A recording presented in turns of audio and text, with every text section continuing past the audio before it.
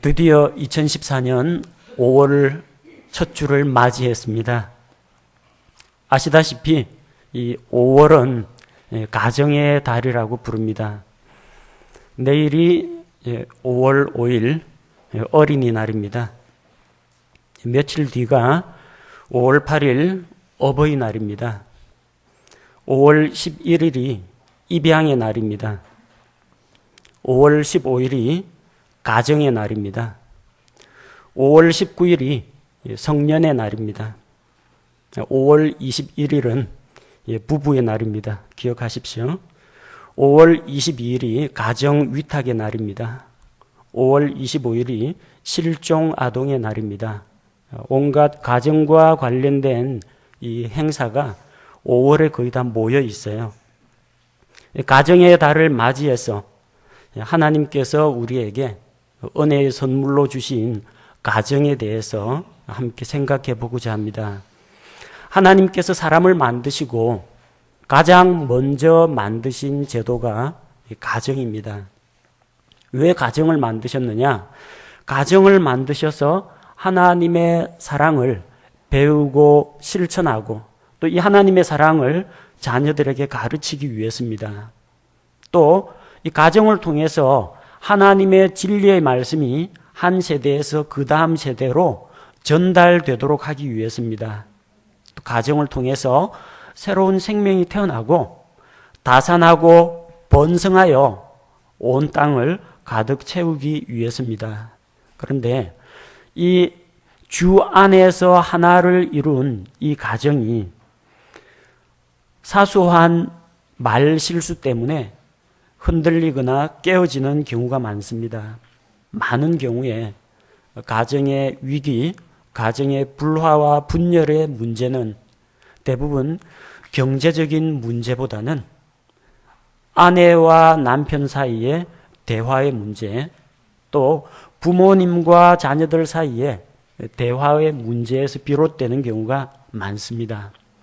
사소한 말 한마디가 작은 불씨가 되어서 서로에게 상처를 주고 또 돌이킬 수 없는 이런 아픔의 흔적을 남기는 경우가 종종 있습니다. 그런데 그보다 더 중요한 문제는 이렇게 서로 말을 해서 상처를 주는 것 못지않게 큰 문제는 서로 간에 말이 없어서 대화가 없어서 서로 오해와 불신을 낳는 경우가 더 많다는 겁니다. 그래서 오늘 이 시간에는 말이 없는 가정, 대화가 없는 가정에 대해서 살펴보고자 합니다. 흔히들 말하기를 우스개 이야기로 경상도 남자들은 말이 적다고 합니다. 직장에서 퇴근하고 돌아오면은 꼭 세 마디 말 말고는 안 한다고 하죠. 아는 애들은 재웠느냐는 이야기입니다. 밥도 다 먹고 나면 자자. 아는 밥도 자자. 이 세 마디 말 말고는 불필요한 말은 거의 하지 않는다고 합니다. 경상도 남자들이 다 그런 건 아닙니다. 그 중에는 다정다감하신 분들도 있고요. 개인의 성격 차이긴 하지만 말수가 많은 분도 있고 적은 분도 있습니다. 근데 이 경상도 남자들보다도 더 심각한 조용한 가족이 오늘 우리가 읽은 이삭의 가정입니다. 이삭이 이제 다음 세대에 아브라함의 언약을 이삭이 물려받았고 이삭이 자기 아들들에게 축복하고 장자의 축복을 해주는데 이삭이 자기 아들 에서를 부릅니다. 야곱은 아예 부르지도 않았어요. 아이들에게 장자의 축복한다는 거 자기 아내 리브가한테 절대 비밀입니다. 말 안 합니다. 혼자서 독단으로 결정 다 내리고 살그머니 당사자인 에서만 불렀습니다. 대화에서 소외되니까 리브가가 어떻게 합니까? 둘이서 뭔 이야기하냐 문틈에 귀대고 엿듣습니다. 엿듣고 아니 이 양반이 야곱은 놔두고 에서에게 장자권 준다고 하니까 몰래 야곱을 부릅니다. 당장 문 열고 들어가서 여보 나하고 상의 좀 합시다. 의논 좀 합시다. 가족 회의합시다. 이런 이야기도 안 해요. 리브가도 남편에게 불평불만 안 합니다. 불평불만 안 하고 조용히 두고 보자 하고 조용히 야곱을 불러가지고 자기가 알아서 처리합니다. 아버지가 너 형한테 장자권 준다고 하니까 너 잘못하면은 완전히 너는 빈털이 된다. 그러니까 엄마한테 계책이 있다. 가서 염소 새끼 가운데 2마리만 잡아와라. 내가 요리를 만들어 줄 테니까 가서 아버지한테 갖다 바치고 축복기도 받으라고 합니다. 남편과 아내 사이에 대화가 없으니까 남편 독주로 그냥 나가버립니다. 이게 어제 오늘 이야기가 아니라는 겁니다. 언제부터 그렇게 됐느냐? 이삭과 리브가가 처음 만날 그 당시부터 그랬습니다. 창세기 24장에 보면요, 아브라함이 자기의 늙은 종을 보내서 이삭의 신부감을 데려오라고 합니다. 그래서 데리고 왔어요. 창세기 24장 63절에 보니까 이삭은 조용한 사람입니다. 이삭이 저물대 들에 나가 묵상하다가 눈을 들어 바라보니 이 낙타들이 옵니다. 자기 집 종이 신부감 데리고 오는 거예요. 리브가 역시 눈을 들어 보니까 이삭을 발견하고 낙타에서 내립니다. 그리고 그 종에게 물어봅니다. 들에서 우리를 만나러 걸어오는 이 사람이 누구냐 물어보니까 나의 주인입니다. 당신 남편 될 사람입니다. 일러줍니다. 그 말을 듣고 리브가가 베일을 가지고 자기 얼굴을 가립니다. 첫 만남에서 이삭과 리브가 사이에 어떠한 대화도 발견되지 않습니다. 이삭이 보고 야 예쁘다 이런 말도 안 나오고, 리브가가 이삭을 보고 당신이 나의 배우자감입니까? 여기에 대해서 일절 이야기 안 합니다.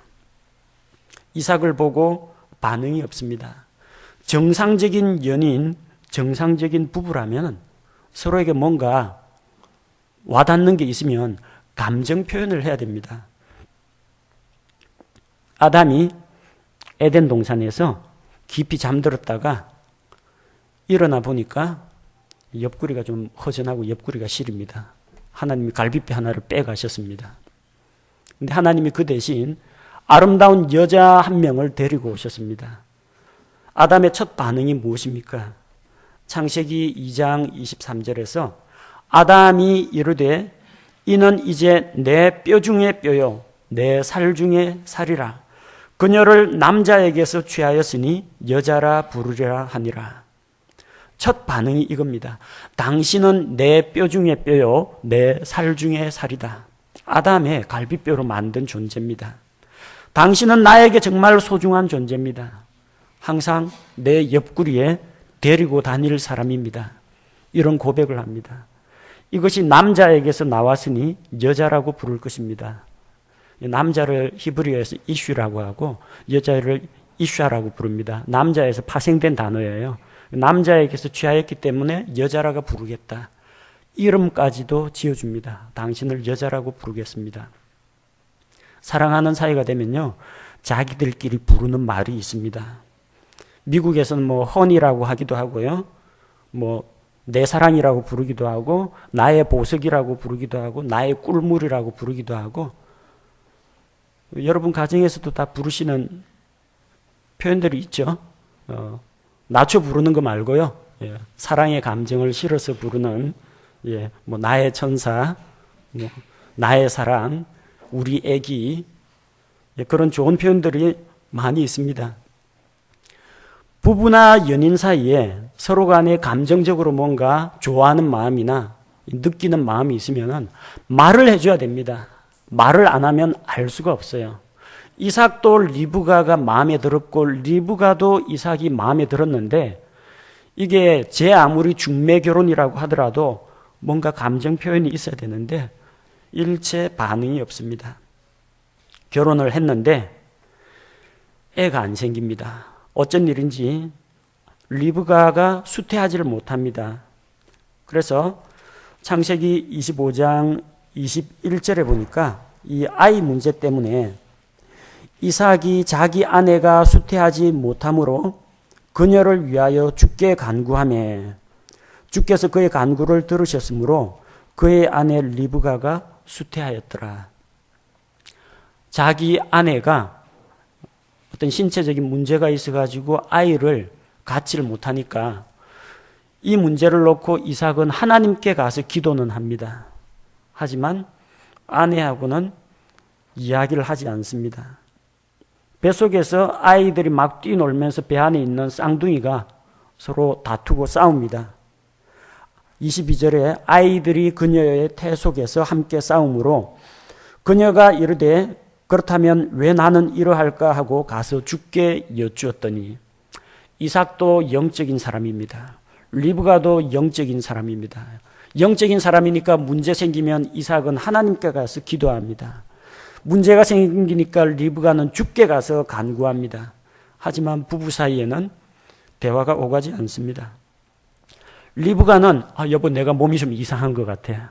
내가 몸이 너무 찬지 아기가 잘 안 생긴다. 자기의 몸 상태에 대해서 남편에게 이야기하지 않습니다. 이삭은 아내가 아이를 못 가지고 그로 인해서 고민하고 염려하고 있을 때 하나님께 기도할 줄은 아는데 여보 걱정 마시오. 아이는 있어도 되고 없어도 되고 하나님이 선물로 주는 거요. 리브가에 대해서 어떻게 위로하는 말을 하진 않습니다. 기도는 잘합니다. 크리스찬 가정 중에도 이런 가정이 얼마든지 있을 수가 있다는 겁니다. 아내를 위해서 기도할 수도 있습니다. 하지만 아내에게 말로 위로를 하거나 이 문제를 놓고 우리가 함께 이야기해 봅시다. 터놓고 이야기하지는 않는 가정들이 있다는 겁니다. 정상적인 가정이라면 자기 몸에, 가정에 무슨 문제가 있으면 이야기하는 게 정상이에요. 말 안 하고 가만히 있는 게 정상이 아닙니다. 그 야곱의 아내 라헬은 아기를 갖지 못하니까 남편에게 화를 내고 불평을 합니다. 창세기 30장 1절에서 자기 언니인 레아는 아이를 잘 낳는데 자기에게는 아이가 안 생기니까 뭐라고 합니까? 남편에게 대들어요. 내게 자식을 달라. 그리 하지 아니하면 내가 죽으리라. 이렇게 남편에게 대듭니다. 야곱이 그 말을 듣고 뭐라고 합니까? 태의 열매를 맺지 못하게 금하신 분은 하나님인데 내가 하나님이냐? 내가 그분을 대신하겠느냐? 목소리가 좀 높아지고 감정이 섞여 있고 불평과 원망이 들어가 있긴 하지만 어쨌든 뭐가 서럽고 뭐가 아쉬운지 이야기는 한다는 겁니다. 이야기를 하니까 부부간에 대화가 됩니다. 일단 이야기할 때 이왕이면 겸손하게 예절을 갖추어서 이야기하면 더 좋겠죠. 그러나 말 안 하고 꽁하니 있는 것보다는 이게 훨씬 낫습니다. 정상적인 가정이라면 부부가 정보를 공유하는 것이 옳습니다. 남편이나 아내는 서로의 문제나 고민거리를 서로에게 털어놓아야 합니다. 이야기한다고 해서 우리 마누라한테 뾰족한 수가 있겠어? 그래 생각하고 당신 몰라도 돼. 참견하지 마. 알아서 뭐하게. 이런 식으로 쏘아붙이면요. 상처받습니다. 아내 역시 마찬가지입니다. 자기만 혼자서 끙끙 앓고 있는 게 있는데 남편이 알면 조금 큰일 날 그런 부분도 있어요. 자, 그럴지라도 남편의 얼굴을 어떻게 볼까, 남편이 나를 뭐라고 생각할까 염려하지 말고 일단 문제를 터놓고 대화를 할 수가 있어야 됩니다. 그게 부부입니다. 이 이삭과 리브가 사이에는 이 대화가 끊어지다 보니까요. 그 관심이 어디로 향하느냐? 자식들에게 관심이 쏠립니다. 아들들에 대한 편애로 나타납니다. 부부 사이의 이 대화의 부족이 결국은 다른 데서 보상받고자 하는 보상심리 때문에 아이들한테 잘해주기를 시작합니다. 그래서 야곱은 에서를 좋아하고 리브가는 야곱을 좋아합니다. 창세기 25장 27절과 28절에 보니까 야곱과 에서가 이제 자라납니다. 소년들이 자라매 에서는 능숙한 사냥꾼으로 들 사람이 되었고 야곱은 평범한 사람으로 장막에 거하였더라. 쌍둥이지만 하는 행동은 똑같지가 않습니다. 그래서 에서는 활달하고 남성적이고 이 패기가 넘칩니다. 사냥 도구 가지고 밖에 나가서 들짐승을 잡아옵니다. 그걸 가지고 부모님을 공양합니다. 이삭이 에서가 가지고 오는 그 고기가 좋거든요. 우리 큰아들이 제일이다. 그렇게 생각합니다. 반대로 리브가는 밖으로 싸돌아다니는 저 큰아들보다는 장막에 거하면서 집안일 도와주는 둘째 아들이 마음에 드는 거예요. 둘째 아들을 좋아합니다. 28절에 이삭은 에서가 사냥한 고기를 먹었으므로 그를 사랑하였으나 리브가는 야곱을 사랑하였더라. 가족 안에서 남편과 아내가 한마음 한뜻이 되고 한 몸을 이루어야 되는데 이 대화가 없다 보니까 패거리가 둘로 나뉩니다. 이삭과 에서 편, 리브가와 야곱 편, 이렇게 딱 갈라졌어요. 이렇게 아내에게서 남편에게서 만족을 못하게 되면 관심은 자식들에게로 갑니다. 키우면서 그러죠. 너는 네 애비처럼 되지 마라. 엄마한테는 너밖에 없는 거 알지? 이런 식으로 해가지고 애를 자기 것으로 만들려고 생각을 합니다. 자식에게 맹목적으로 투자하고 자식이 원하는 거면 다 해주려고 합니다. 남편보다도 자식을 더 중히 여겨요. 그 기대를 다 겁니다.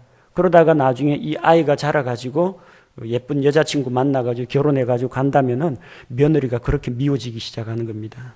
아들에게 배신당했다. 남편에게 한번 배신당하고 아들에게 배신당했다고 느끼고 이제 며느리를 미워하게 됩니다. 사랑과 관심을 주어야 할 대상은 이 아이들이 아니라 자기 배우자입니다. 남편은 아내에게, 아내는 남편에게. 이 정상적인 부부라면요, 우선순위를 잘 분별해야 돼요. 남편은 자기 직장 일보다도 자녀보다도 본가보다도 아내를 1순위에 둬야 됩니다. 아내 역시 마찬가지입니다. 친정 식구들이나 친구들이나 자녀들보다도 남편을 1순위에 두어야 합니다. 어디 가서 맛있는 음식 먹다가 요거 우리 둘째 아들이 잘 먹는데 그 생각 떠오르면 안 돼요. 요 다음에 우리 남편하고 같이 여기 한번 와야 되겠다. 이런 생각을 가져야 정상적인 부부라는 겁니다. 남편들 마찬가지예요. 좋은 데 놀러 가가지고 딱 보면은 아내 생각이 나야 됩니다. 아내하고 같이 왔더라면, 우리 집 사람하고 같이 왔더라면 참 좋았을 것을. 그런 생각이 떠올라야 정상적인 가정입니다. 때로는 가정의 위기 상황이 벌어질 때도 있습니다. 이삭은 자기 아내를 빼앗길 것만 같은 그런 불안한 상황을 경험했습니다. 창세기 26장 7절에서 이삭이 그랄 지방에 가서 거했는데 그곳 사람들이 그의 아내에 관하여 그에게 물으매 그가 말하기를 그녀는 내 누이라 하였으니 이는 그가 그녀는 내 아내라 하기를 두려워하였기 때문이더라. 그가 이르기를 리브가는 보기에 아름다움으로 그곳 사람들이 그녀로 인해 나를 죽일까 염려하노라 하였더라. 행복한 고민입니다. 자기 아내가 너무 이쁩니다. 빼앗길 것만 같은 불안한 생각이 듭니다. 공감하십니까? 다른 형제님들 공감하세요? 부인이 너무 이뻐가지고 누가 채가지 않을까 염려해 보신 적이 있어요? 이삭은 그런 행복한 고민을 갖고 있었습니다. 이걸 보면은 이삭이 리브가를 얼마만큼 아끼고 사랑하는지를 알 수가 있어요. 그런데 이 이방인들의 마을에 가서 사는데 혹시라도 누가 내 아내를 납치해 가거나 빼앗아 갈까봐 나를 죽여버리고 과부가 된 이 아내를 누가 데려갈까봐 두려운 거예요. 그래서 술책을 썼습니다. 자기 아내를 여동생이라고 속인 겁니다. 남편이면은 이방 사람들이 남편을 죽이고 홀로 된 그 여자를 자기 것으로 취할 수가 있는데 이게 만약에 여동생, 오빠와 여동생 관계라면은 최대한 오빠한테 잘 보여야 됩니다. 오빠한테 잘 보여가지고 선물도 주고 뇌물을 줘가지고 그 여자를 자기 아내로 삼도록 이 예쁜 여동생 데리고 있는 이 오빠는 그래서 어습되면서 자랑할 수가 있는 거예요. 자기 살고자 자기 아내를 여동생으로 그렇게 불렀습니다. 가정에 그런 위험이 닥쳤는데 이 위기 상황에 대해서 이삭은 리브가하고 의논을 하질 않습니다. 똑같은 사건이 아브라함의 가정에도 일어났습니다. 아브라함이 이집트로 내려갔는데, 기근을 피해서 이집트로 내려갔는데 아브라함도 행복한 고민을 합니다. 사라가 너무 이뻐가지고 누가 자기 아내를 채워갈 것만 같아요. 자, 그런데 아브라함하고 이삭은 동일한 사건이지만 다른 점이 있어요. 창세기 12장 11절에서 13절 말씀을 보니까 아브라함이 이집트에 가까이 이르러 들어가려 할 때 자기 아내 사라에게 이르되, 마음속에 떠오르는 불안한 생각을 자기 아내한테 이야기를 합니다. 이제 보라, 당신은 보기에 아름다운 여인임을 내가 아노라. 그러므로 이집트 사람들이 당신을 볼 때 이르기를 이 여인은 그의 아내라 하고 나는 죽이되 당신은 살려두리니 원하건대 당신은 내 누이라고 말하라. 그리하면 내가 당신으로 인하여 잘되고 내 혼이 당신으로 인하여 살리라 하니라. 아브라함은 이삭하고 달리 어떤 일을 했습니까? 자기가 왜 불안한지를 자기 아내 사라한테 이야기를 합니다. 그리고 아내의 허락을 얻습니다. 여보, 당신이 너무 예뻐서 걱정이요. 이집트 사람들이 나 죽이고 당신 빼앗아 갈까 봐 내가 무서우니까, 내가 남자지만 미안하지만 난 무서우니까 이집트에 있을 동안만 당신을 누이라고 불렀으면 좋겠다. 제발 원하건대 제발 당신을 내 누이라고 말하라. 그렇게 부탁을 합니다. 그리고 사라가 그걸 수긍을 하고 수락을 합니다. 자, 그렇게 해서 아내한테 이야기하고 허락을 받은 상황이고, 이삭은 리브가한테 일절 이야기 안 하고 자기 혼자서 거짓말 지어내가지고 이야기한 겁니다. 부부가 함께 현재 상황에 대해서 진지하게 털어놓고 이야기를 하고, 가정의 위기 상황에 대해서 그럼 우리는 어떻게 하는 것이 좋을까?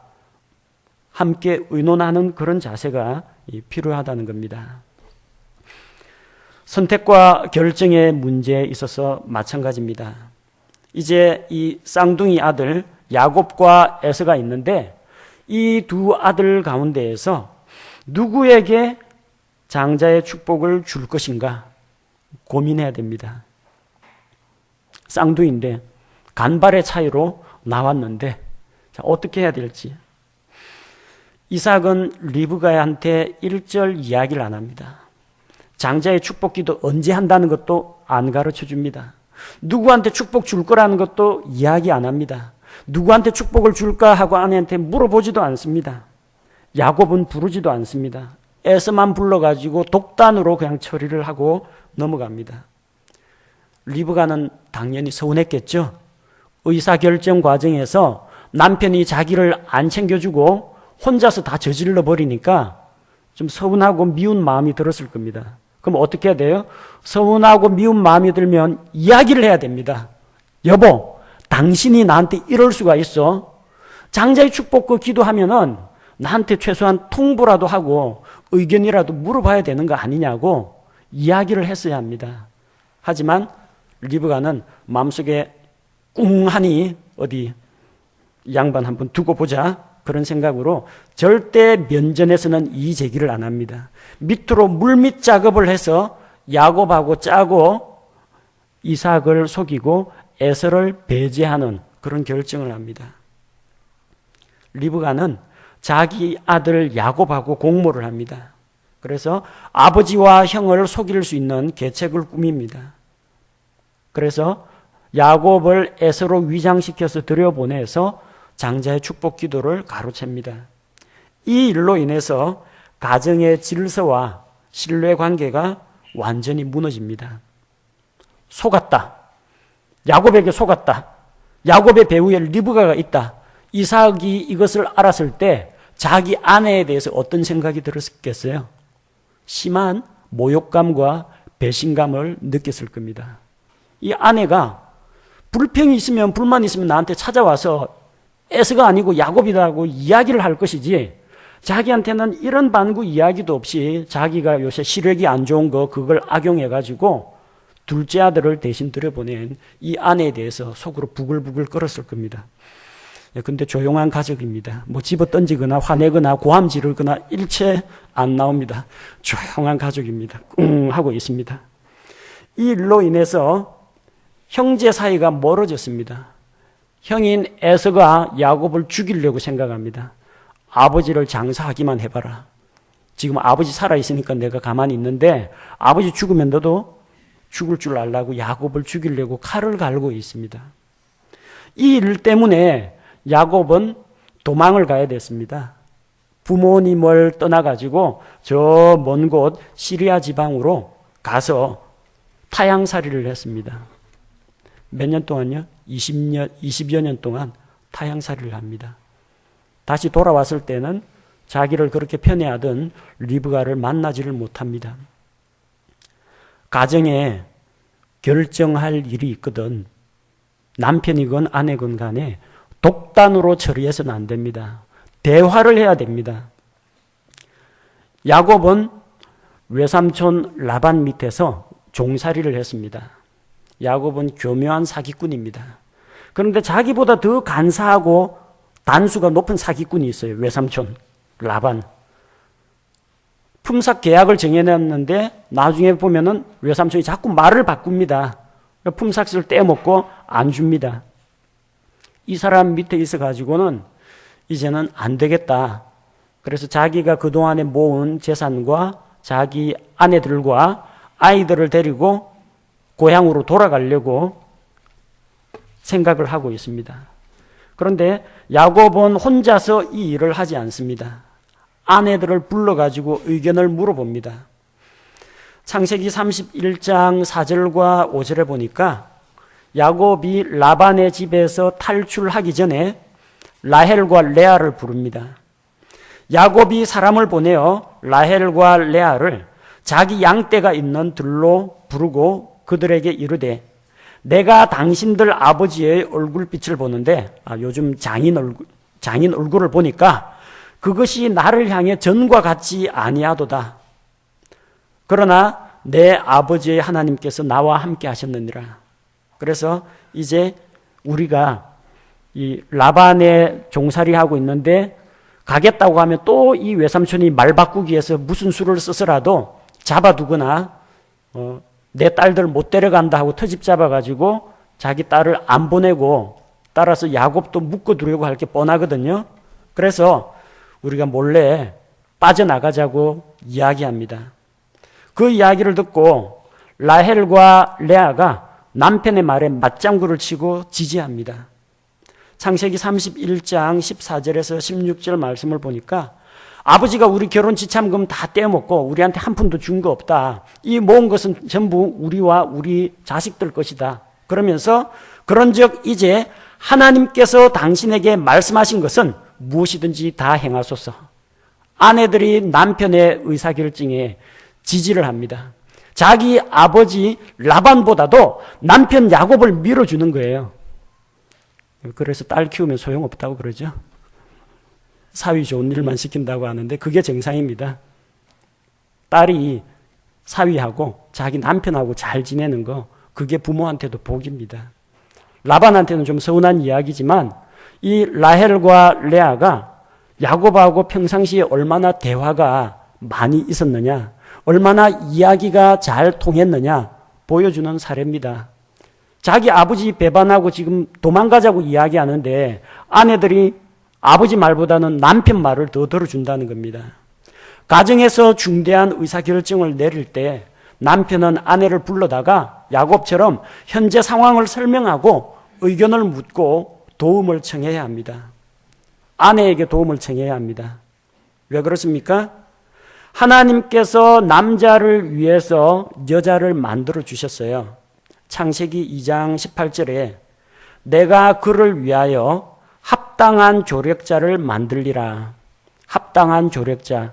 자, 아내의 또 다른 이름이 뭐예요? 합당한 조력자. 자, 옆쪽 저 안에 있으신 분은 합당한 조력자 한번 보십시오. 합당한 조력자. 하나님이 합당하다고 했습니다. 여러분 눈에 찬다 안 찬다 그거 이야기하지 마시고 하나님이 합당하다고 하셨고 조력자라고 했어요. 하나님이 여러분한테 조력자면 도와주는 사람이잖아요. 여러분보다 똑똑한 사람을 보낼 것 같아요. 여러분보다 멍청한 사람을 조력자로 줄 것 같아요.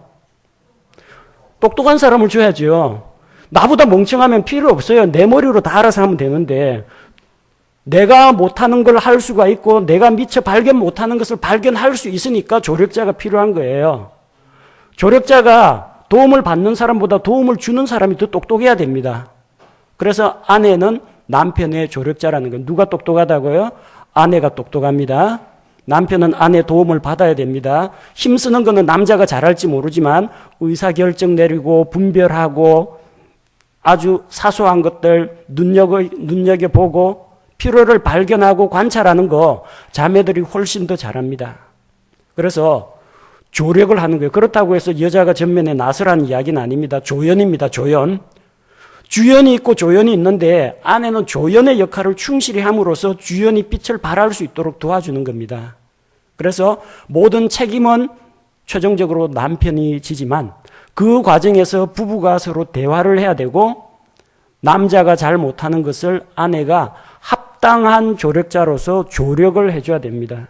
하나님이 아무 쓸모도 없는 능력도 없는 사람을 조력자로 보내준다고는 믿지 않습니다. 하나님께서 합당한 조력자라고 했기 때문에 여러분의 배우자는 합당한 조력자라고 이해가 안 되더라도 믿음으로 받아들이시기 바랍니다. 창세기 2장 18절 기억하십시오. 하나님께서 합당한 조력자를 주셨다는 겁니다. 그러니까 야곱이 어떻게 해야 될지 아내들한테 이야기하니까 아내들이 조언을 해주지 않습니까? 이렇게 하는 게 좋겠다. 하나님께서 시키는 대로 하자.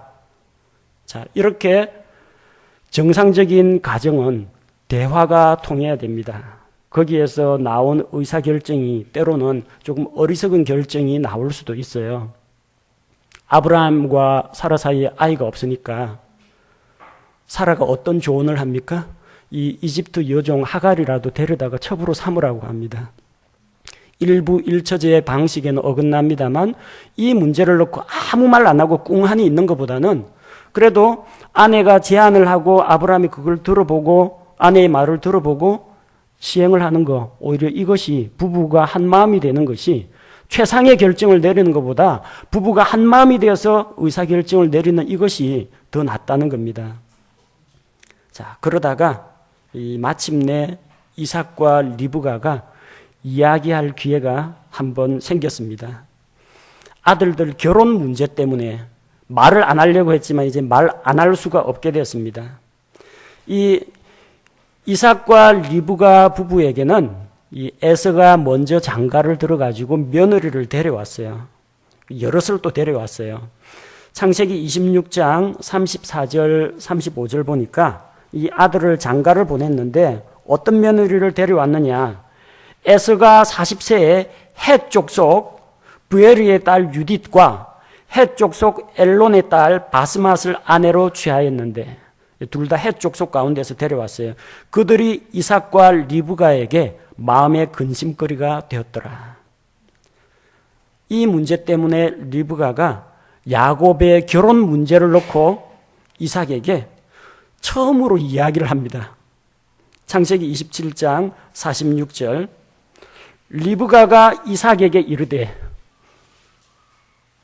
아예 말을 안 한 건 아니고 한마디 합니다. 리브가가 이삭에게 이야기를 합니다. 뭐라고 이야기해요? 내가 헷의 딸들로 인하여 이 불신자 며느리 때문에 살기에 지쳤거늘 야곱이 만일 이 땅의 딸들인 이 사람들 곧 헷의 딸들 중에서 아내를 취하면 내 삶이 내게 무슨 유익이 되리요 하였더라. 에서의 잘못된 결혼 생활로 인해서 입은 그런 상처 때문에 야곱만은 믿음의 사람과 결혼시켜줘야 되겠다. 자, 이런 생각을 가졌습니다. 물론 여기 한 가지 생각이 더 있어요. 에서가 야곱을 죽이려고 하니까 야곱을 피신시키려고 하는 그런 마음도 깔려 있습니다. 그런데 어쨌든 리브가가 먼저 이삭한테 이야기를 꺼냈습니다. 이삭이 그걸 받아들였습니다. 이삭은 아내의 제안을 받아들이고 이어지는 창세기 28장 1절에서 4절에 보면 리브가가 말한 것과 같이 야곱을 자기 믿음의 친족이 있는 밧단 아람 쪽으로 보내도록 합니다. 정상적인 가정 생활을 하려면 마음속으로 근심만 하지 말고 누구든지 말을 꺼내야 됩니다. 우리 남편은 이야기해봤자 안 들어요. 제 아내는 뭐 말해도 뭐 반응이 없어요. 그런 생각하지 마십시오. 절대 이 사람은 안 바뀔 거야 라고 단정 짓지 마십시오. 이삭이 어떤 사람입니까? 연애 시절부터 임신했을 때 자녀 교육 문제에 대해서, 가정의 위기 상황에 대해서, 장자의 축복 때 1절 말 한마디 안 했던 사람입니다. 아내하고 의논도 안 했던 사람입니다. 그런데 말 없는 남자, 조용한 남자, 경상도 남자보다 더한 이삭도 아내가 합당한 의견을 말문을 열고 이야기를 하니까 이야기가 된다는 겁니다. 진작 좀 이야기를 할 것이지. 리브가가 우리 가정의 문제가 뭐냐? 불신자 며느리가 들어와가지고 지금 이 하나님의 약속을 물려줘야 되는데 후손들에게 어렵게 됐다. 이방인들, 가나안 족속, 헷 족속 데려오면 안 된다. 야곱만은 제대로 된 집에 장가 보내가지고 믿음의 배우자 만나야 된다. 맞는 이야기죠. 이삭도 에서의 아내들 때문에 고민하고 있었습니다. 그래서 어떻게 해서든지 야곱은 믿음의 배우자 생각하고 있었는데 아내가 이야기를 꺼내주니까 옳다구나 하고 같이 의사결정을 내리는 겁니다. 말 없는 남자 이삭도 변화가 되었습니다. 여러분 배우자, 여러분 남편, 아내는 최소한 이삭, 리브가 정도는 아닐 것 같습니다. 이야기 꺼내면 이야기가 통합니다. 이삭과 리브가처럼 부부싸움도 없고 뭐 물건도 안 날아가고 호통소리 한 번 안 들리는 조용한 가족이 좋을 것 같습니까? 좋은 게 아닙니다. 조용한 대신에 속에 다 뭔가 쓴뿌리 다 가지고 있어요. 불평불만 탁 건드리면 터집니다. 다 가지고 있어요. 저 역시 신혼 초에는 아내하고 말을 거의 안 했습니다. 아내는 다복한 가정에서 자랐어요. 식구들, 일가 친척들도 많고 부부간에, 남매간에, 부모 자식 간에 대화가 많은 가정에서 자랐고 저는 여기 부산에서 조용한 가정에서 자랐어요. 밥 먹을 때도 복 나간다고 말하지 말라고 했어요, 부모님이. 그래서 이야기가 거의 없어요. 꼭 필요한 말 말고는 이야기를 안 했어요. 그리고 84년에 여기 대학교 가느라고 서울로 올라간 다음에 15년 동안 자취 생활을 했어요. 빈 방에서 누구하고 대화를 합니까? 혼자서 그냥 조용한 생활을 하다 보니까 사회성이 좀 떨어집니다.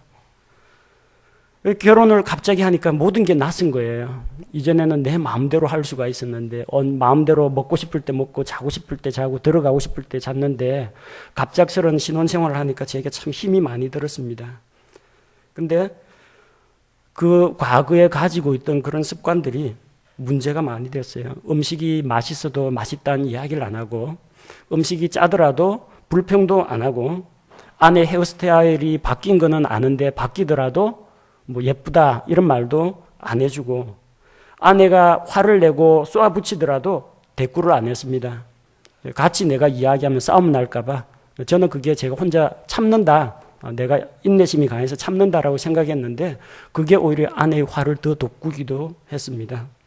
그러다가 이게 아니다라는 그런 생각이 들어가지고 신혼 초기에는 이런 문제 때문에 대화가 부족하고 말을 안 하고 전 다투었다면 삐져가지고 말을 안 합니다. 한 일주일 동안 말을 안 합니다. 학교 갈 때도 쪽지 써놓고 할 말은 글로 써놓고 휙 나가버립니다. 그런 식으로 했는데 공통의 관심사하고 화제거리를 찾기 시작했어요. 처음에는 이제 KBS 드라마 부부클리닉 사랑과 전쟁 그걸 보면서 때로는 영화를 보면서 우리 같으면 저 상황에서 어떻게 하는 게 옳을까? 저 때는 남편이 저랬어요. 아니 아내가 이거는 이렇게 했어야 옳아. 서로 이제 보면서 우리끼리 토론을 하면서 이야기를 하면서 서로에 대해서 가지고 있는 생각을 많이 이야기를 했어요. 그리고 또 다른 하나는 같이 이제 성경 공부를 하면서 같이 서로의 생각을 나누는 그런 시간을 많이 가졌습니다. 그리고 공통의 관심사, 화제거리를 만드는 것뿐만 아니라 시간을 많이 같이 했어요.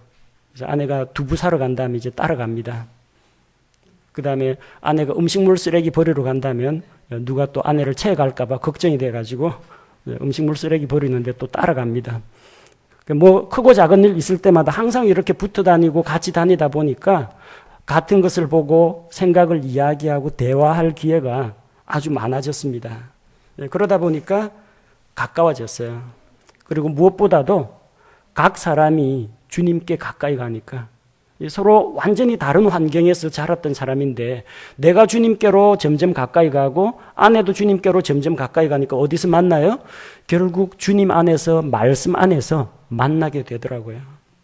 그래서 가장 좋은 것은 이 대화가 없는 가정은 정말 삭막합니다. 그리고 그 밑에 자라는 자녀들에게도 안 좋은 영향을 미칩니다. 뭐 보고 자라겠어요? 서로 엄마 아빠가 사랑하고 존경하고 서로 높여주고 섬기는 거 그거 보고 아이들이 영향을 받습니다. 그래서 가정에는 반드시 대화가 필요합니다. 누가 먼저 말을 하느냐, 누가 대화의 주도권을 잡느냐, 그건 중요한 문제가 아닙니다. 남편이 먼저 이야기할 수도 있고 아내가 먼저 이야기할 수도 있고 또 그게 반드시 성경 이야기, 교회 이야기, 영적인 이야기만 해야 되는 게 아닙니다. 살다 보면은 신문지상에 오르내리는 이야기도 할 수 있고 자녀 교육 이야기도 할 수가 있고 텔레비전에 나오는 무슨 프로그램에 관한 이야기도 이야기거리가 됩니다. 그렇게 자꾸 이야기를 하는 가운데에서 부부 사이에 대화의 창이 열릴 때 그때 서로 존중하고 장점을 발견하고 칭찬하고 높여주고 이런 것들이 가능해진다는 겁니다. 대화를 오늘부터 많이 하십시오. 그렇다고 해서 라헬이 야곱에게 대들듯이 그런 식으로 대화를 하지 마시고 핀잔 주거나 비판하는 대화보다는 우선은 사랑과 예의를 갖추어서 올바른 말, 입 바른 소리를 할 때도 어떻게 해요? 오직 사랑 안에서 진리를 말하며 남편 잘못된 거, 아내 잘못된 거 잡아주는 것도 옳습니다. 그러나 기본 동기와 태도는 사랑 안에서 진리를 말하는 그런 자세로 말문을 먼저 여시기 바랍니다.